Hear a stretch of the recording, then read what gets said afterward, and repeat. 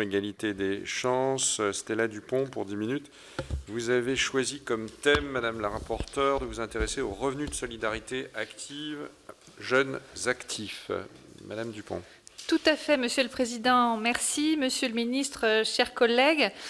En 2020, près de 30 milliards d'euros ont été exécutés sur la mission Solidarité, Insertion, Égalité des chances, après une hausse de près de 5 milliards d'euros entre 2018 et 2019. Les dépenses de la mission progressent à nouveau de plus de 4 milliards d'euros en 2020. Cette nouvelle augmentation s'explique par l'évolution structurelle de la dépense, mais aussi les mesures exceptionnelles liées à la crise sanitaire. Au total, 2,75 milliards d'euros supplémentaires ont été ouverts par les différentes lois de finances rectificatives adoptées au cours de l'année 2020. Le montant des crédits consommés excède l'autorisation initiale naturellement. L'impact net de la crise sanitaire sur la mission s'élève à 2,4 milliards d'euros. Sur le programme 304, Inclusion sociale et protection des personnes, 2 milliards d'euros ont été ouverts en cours de gestion pour financer 2 vagues d'aides exceptionnelles de solidarité. Celles-ci ont bénéficié à 4,3 millions de foyers et à 600 000 jeunes non étudiants percevant des aides au logement. Je salue aussi l'ouverture de ces aides en décembre 2020 aux 200 personnes engagées dans un parcours de sortie de la prostitution, bénéficiaires de l'aide financière à l'insertion sociale et professionnelle, la FIS, public particulièrement précaire et fragile. Parmi les autres mesures importantes prises durant l'année, 94 millions d'euros supplémentaires ont été alloués à 2 plans d'urgence d'aide alimentaire et 50 millions d'euros ont permis de financer le maintien de la prise en charge des jeunes sortant de l'aide sociale à l'enfance durant la durée de l'état d'urgence sanitaire. Les travailleurs handicapés accueillis en ESAT ont pu aussi bénéficier d'un maintien intégral de leur rémunération. Par ailleurs, des moyens supplémentaires ont été alloués à la protection des femmes victimes de violences. Au-delà de ces mesures, la prime d'activité a assuré un rôle d'amortisseur en compensant une partie des pertes de revenus des salariés placés en activité partielle. Les dépenses afférentes à ce dispositif s'établissent désormais à près de 10 milliards d'euros, donc un tiers de la mission. Monsieur le ministre, au regard de ces éléments, nous saluons la réactivité de l'État et l'ampleur des moyens mobilisés. Je souhaiterais néanmoins savoir si le gouvernement a engagé des travaux d'évaluation permettant de dresser un bilan des mesures d'urgence financées ainsi par la mission Solidarité. Plusieurs points d'attention sont également à souligner. Les dépenses de l'allocation adulte handicapé ont été sous-budgétisées et nous recommandons ainsi au gouvernement de mieux prendre en compte les prévisions établies par la CNAF, par la Caisse nationale d'allocation familiale, à l'automne, pour construire le budget de l'AAH.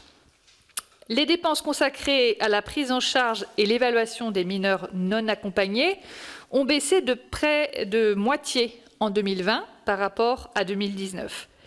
Si cette évolution résulte d'arrivées moins nombreuses de jeunes et des perturbations induites par le confinement, nous rappelons que cette évolution est aussi conjoncturelle. Et de plus, nous estimons nécessaire le maintien d'un niveau élevé de dépenses sur cette politique publique et nous recommandons que les économies réalisées sur ce poste de dépenses soient mobilisées pour abonder les mesures d'accompagnement effectif des mineurs non accompagnés dans le cadre de la stratégie de prévention et de protection de l'enfance. Nous considérons que nous manquons également d'un dispositif d'accueil des jeunes étrangers arrivés sur notre territoire et évalués majeurs, non pas mineurs, mais majeurs. Ces tout jeunes gens sont soumis au dispositif de droit commun pour adultes qui ne sont pas adaptés. Ils n'ont en effet pas seulement besoin d'un toit pour dormir grâce au numéro 115, même si ça reste essentiel bien évidemment. Et plutôt que de les voir livrés à eux-mêmes, parfois accompagnés par des bénévoles, mais souvent dans les rues, sur nos places, dans des squats, ne devrions-nous pas leur proposer un accueil effectif de l'hébergement, de l'accès aux droits bien entendu et aux soins, de la formation, le cas échéant, ou un accompagnement au retour dans leur pays d'origine. Leur situation actuelle à ces jeunes majeurs étrangers arrivés sur notre territoire est vectrice de beaucoup de précarité, de risques également pour ces jeunes et de risques pour notre société aussi. Quels adultes vont-ils devenir après le parcours parfois très douloureux qu'ils ont déjà derrière eux? Quels risques prend-on à ne pas adapter suffisamment nos dispositifs d'accueil à ce nouveau public qui est désormais présent partout sur le territoire national, y compris dans nos petites villes? Considérer qu'ils n'ont qu'à repartir ou aller voir ailleurs, comme je peux l'entendre parfois, ou même le lire en ce moment en période de campagne électorale, c'est méconnaître leur parcours et leur réalité de vie. Et ce manque de dispositifs adaptés, que j'ai déjà identifié dans mes précédents rapports, doit être pris à bras-le-corps pour éviter que ces jeunes majeurs ne se trouvent livrés à eux-mêmes sans accompagnement ni soutien. Le thème d'évaluation que nous avons choisi de traiter porte sur le RSA Jeunes Actifs, comme vous l'avez rappelé, Monsieur le Président. Créé en 2010, ce dispositif étend les conditions d'octroi du RSA aux jeunes de moins de 25 ans ayant accumulé une durée de travail de 2 ans, donc 2 ans de travail au cours des 3 années précédant leur demande d'ouverture de droit. 2 ans de travail sur 3 ans. Autant dire que le nombre de jeunes concernés est limité. Financé par l'État à hauteur de près de 5 millions d'euros, il concerne actuellement 860 jeunes dans notre pays et n'a jamais dépassé les 9200 bénéficiaires. Pour rappel, le public cible du RSA Jeunes Actifs s'établissait à environ 160 000 personnes lors de sa création. Autant dire qu'on en est loin. Et ces chiffres parlent d'eux-mêmes. Le RSA Jeunes n'a pas trouvé son public parmi les jeunes insérés sur le marché du travail.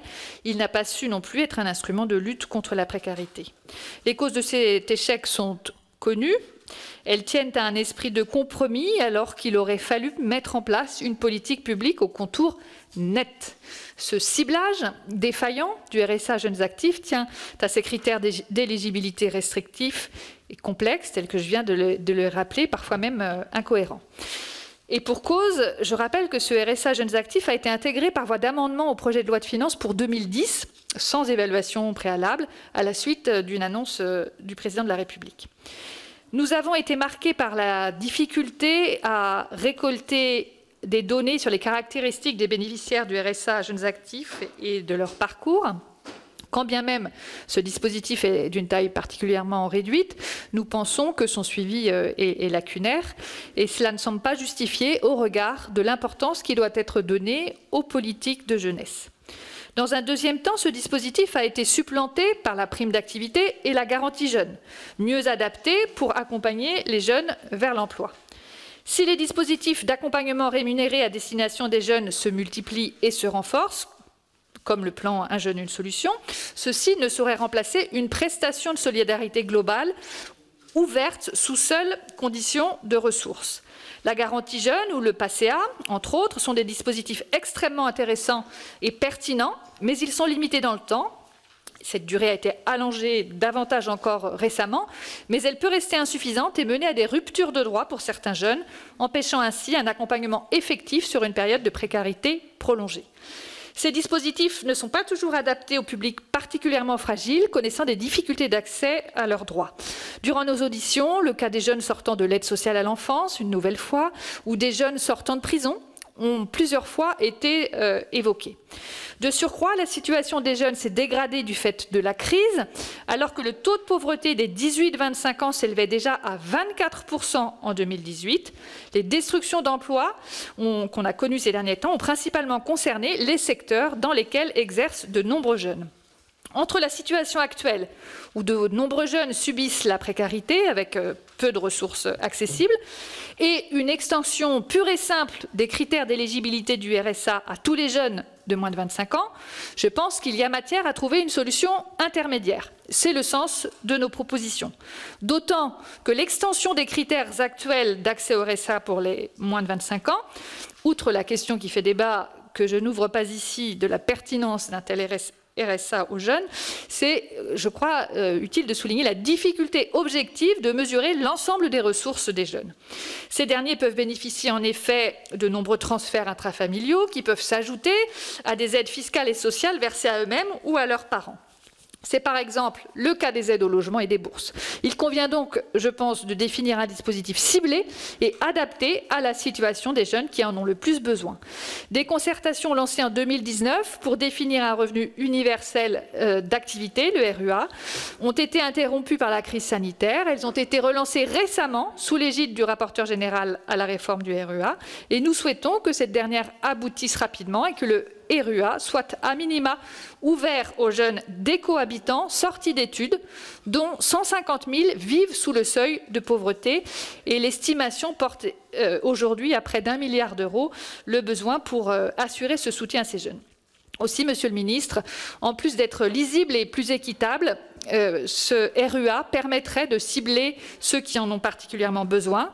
Et l'universalité dont il est question est la garantie que nous n'abandonnons aucun jeune en rupture familiale ou en situation de précarité. C'est une politique sociale globale qui ne s'embarrasse pas de compromis et qui fait le choix assumé de la solidarité. Nous espérons que notre analyse et nos propositions éclaireront les décisions à venir en matière de jeunesse. Je vous remercie. Merci.